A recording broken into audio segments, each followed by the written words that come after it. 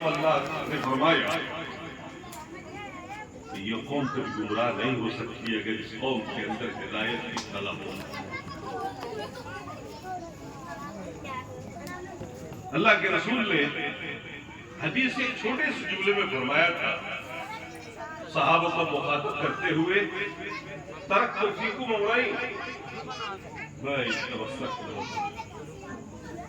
دو چیز تمہارے بیچ میں چھوڑ کے جا رہا ہوں، تم جب تک ان کو مضبوطی سے پکڑے رہو گے گمراہ نہیں ہوگی۔ کتاب اللہ و سنت رسول، اللہ کی کتاب، اللہ کے رسول کی سنت۔ مجبوری یہ ہے، بے بسی ہم لوگوں کی یہ ہے کہ ہم لوگوں نے قرآن کو چھوڑا، سنت کو چھوڑا اور ساری دنیا کے دامن سے وابستہ ہوتے تھے، کرامتوں میں پھنس گئے، بزرگوں میں پھنس گئے، علماء کی باتیں ماننی شروع کری ہم نے اور علماء نے منمانیاں کی اور یہ صرف اس امت میں نہیں ہوا۔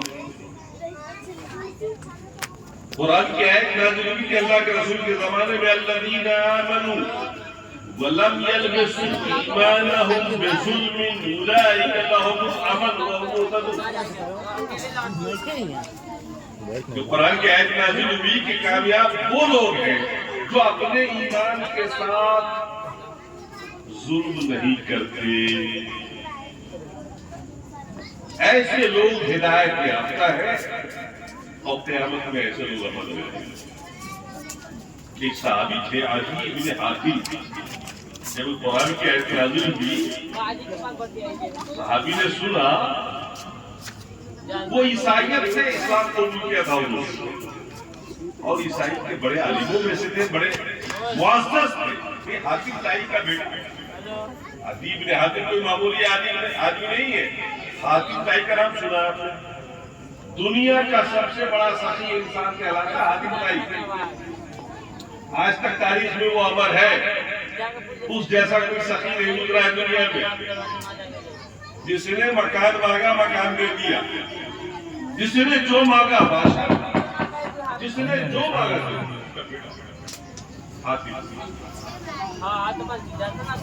یہ مسلمان ہوئے جب انہوں نے یہ ہے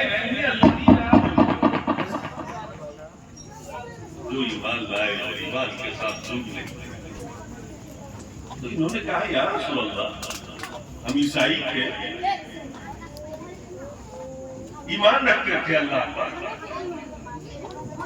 اپنے ایمان کے ساتھ ظلم نہیں کرتے، تو جانتے ہیں کہ رسول نے کیا فرمایا؟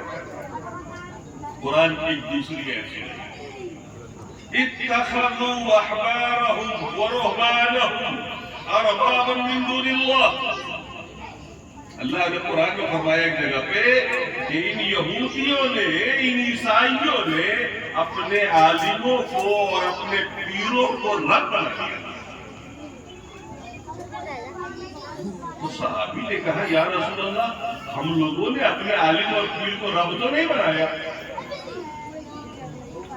کہا اچھا ایک بات بتاؤ، تمہارے عالم نے جس بات کو حرام کہا تم نے حرام سمجھا کیا نہیں؟ کہا جی یہ تو تھا۔ تمہارے عالم نے جس چیز کو حلال بتایا تم نے حلال جانا کی نہیں؟ کہا جی یہ تو تھا۔ کہا یہی تو نہ حلال، کسی چیز کو حلال کرنا اللہ کا حق ہے اور کسی چیز کو حرام کرنا اللہ کا حق ہے۔ اللہ کے علاوہ دوسرا کوئی نہیں ہے جو کسی چیز کو حلال یا حرام کرے۔ تم لوگوں نے اپنے اپنے مولویوں کی پیروی، اپنے پیروں کی پیروی ایسی شروع کی کہ تم نے اپنی کتاب، آسمانی کتاب کو چھوڑا اور اپنے عالموں کو دامن سے وابستہ ہوا۔ نتیجہ کیا نکلا کہ تم نے ایمان کے ساتھ ظلم کیا۔ ظلم سے مراد فرمایا شرک مراد ہے، تم ایمان بھی رکھتے رہے اللہ پر اور ساتھ میں شرک بھی کرتے رہے۔ آج ہماری بیماری یہی ہے، آج یہاں ہندوستان کے مسلمانوں کی بیماری یہی ہے، اللہ پر ایمان رکھتے ہیں، کہتے ہیں اللہ ہی عبادت کا حق ہے، مگر عبادت اللہ کے علاوہ کئیے کی ہے۔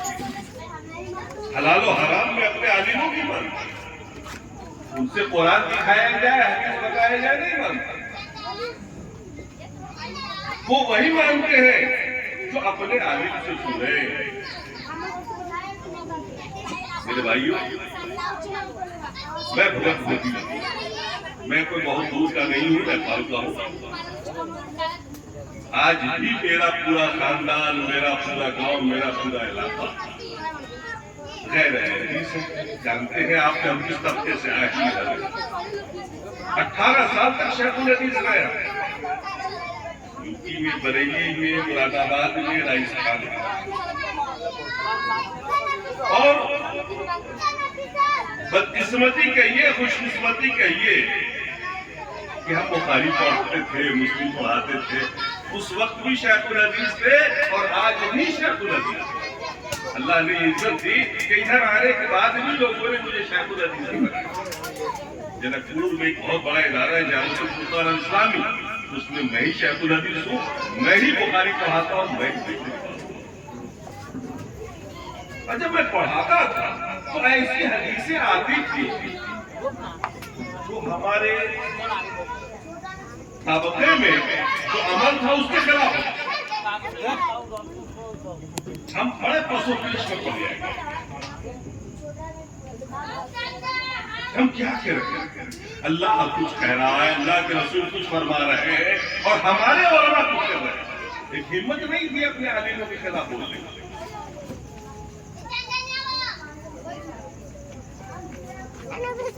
اسی گولوں کی زندگی گزرتی رہی، 8 سال تک خاموش زندگی گزارتے رہے۔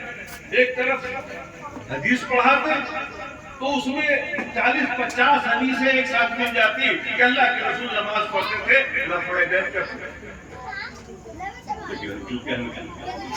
اعلیٰ حضرت کے ماننے والے تھے، ان سے مرید تھے، ان کے صحابہ تھے، مفتی اعظم، ان کا مسلک حنفیت تھا کہ نہیں کر سکتے۔ میں پریشان تھا، کس کو مانوں؟ کبھی سوچتا کہ نہیں جاہل ہوں، شاید میں سمجھ نہیں پاؤں، لیکن کبھی پھر یہ بات غالب آتی کہ میں عربی جاننے والا ہوں، میں بخاری مسلم پڑھا رہا ہوں، میں سامنے دیکھ رہا ہوں، یہ رات ہے اس کو رات نہیں کہہ سکتے، اور کہیں کہ عجیب بات، ہم توحید نہیں سمجھتے، ہم شرک نہیں سمجھتے، ہم پڑھتے تھے لا الہ الا اللہ محمد رسول اللہ، مطلب نہیں جانتے کہ لا الہ الا اللہ کا مطلب کیا ہوتا ہے، عقیدہ کیا ہوتا ہے اہل سنت کا، عقیدہ کیا ہے صحابہ کا، عقیدہ کیا دیا اللہ نے، اللہ کے رسول نے ہمیں پتہ نہیں۔ اور جب پڑھتے تھے ڈیپلی قرآن میں، حدیث میں، تو بالکل ہمارے خلاف ہے۔ یہاں تک کہ طلبہ بھی آ رہے تھے، جب پڑھتے تھے نا تو طلبہ بھی پوچھ لیتے تھے حضرت یہ کیا ہے، آپ جو پڑھا رہے ہیں کچھ اور ہے اور ہمارے سماج میں کچھ اور چلتا ہے۔ اور انقلاب میں اس دن آ گیا بھائی جب میں کوٹا میں تدریس کر رہا تھا۔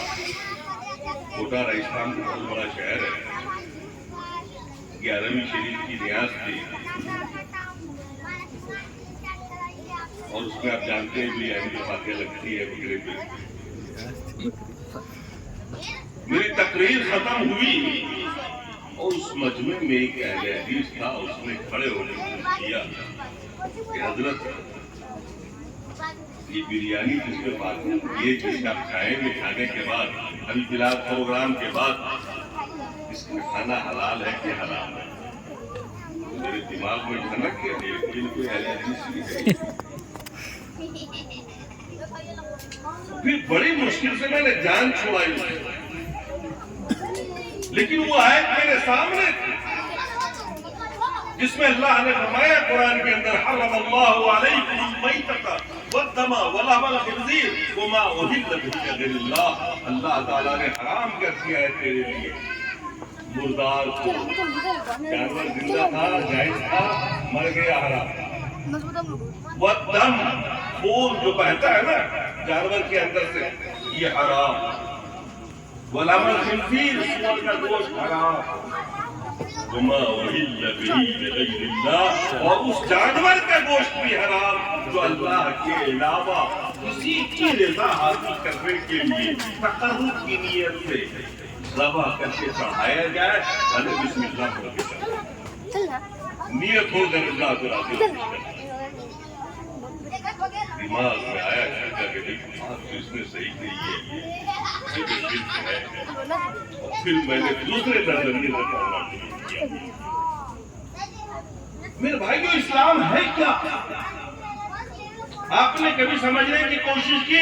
میرا دعویٰ ہے کہ اس مجمع میں جتنے لوگ بیٹھے ہیں وہ اسلام کا مطلب نہیں ہے، صرف اسلام کی حقیقت میں آپ سے پوچھ لوں، اسلام کیا ہے؟ آپ اس مذہب میں ہو، اس مذہب کی حقیقت کیا ہے؟ دو لفظوں میں بیان کر پاؤں۔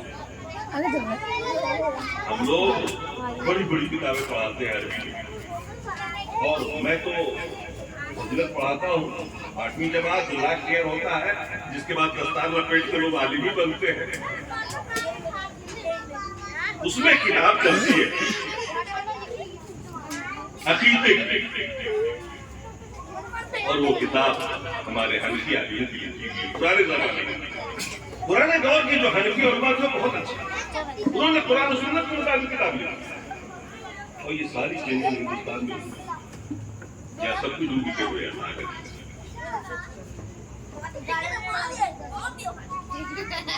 تو انہوں نے اسلام کی تعریف لکھی، مسلمان ہونے سے پہلے سمجھے تو صحیح کہ اسلام کیا ہے۔ انہوں نے کہا الاسلام الاخلاص للہ والانقیاد له والبراءۃ من الشرک، تین چیزیں، الاخلاص للہ، اسلام قبول کرنے والا اسلام قبول کرنے سے پہلے اپنے آپ کو اللہ کے لیے مخلص کر لے، اللہ کی رضا کے لیے اس کام کو کرے، دنیا کی دولت اور شہرت اور عزت حاصل کرنے کے لیے، اس کے لیے اخلاص ہو کیول اللہ کے لیے۔ والانقیاد له، اللہ کی اطاعت کا جذبہ رکھتے ہوئے کہ میرا رب جو کہے گا میں مانوں گا، میرا رب جو کہے گا مانوں گا۔ والبراءۃ من الشرک، اور شرک کی تمام قسموں سے اپنا دامن جھاڑ کے الگ ہو جاؤ۔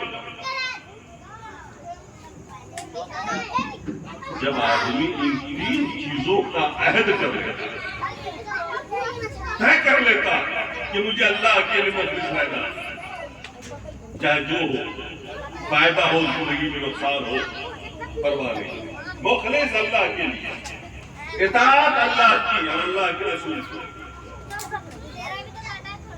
اور شرک سے پوری طرح۔ اگر اس پہ آپ تیار ہو تو اسلام کو کرو، اور تب سمجھو کہ اسلام کے ارکان کتنے، ایمان کے ارکان کتنے، ایمان ہے کیا چیز۔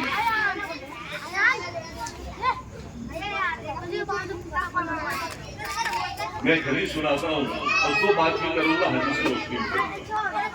عن ابی بن خطاب رضی اللہ تعالی عنہ قال بينما نحن عند رسول الله صلى الله تعالى عليه وسلم إذ طلع علينا رجل شديد بياض الثياب شديد سواد الشعر لا يرى ليله سفر ولا يعرف منا أحد حتى جلس النبي صلى الله عليه وسلم فأسند ركبتيه إلى ركبتيه ووضع كفيه على فخذيه وقال يا محمد أخبرني بالإسلام۔ لمبی حدیث ہے، میں حدیث پڑھتے چلتا ہوں اور سمجھاتے چلتا ہوں۔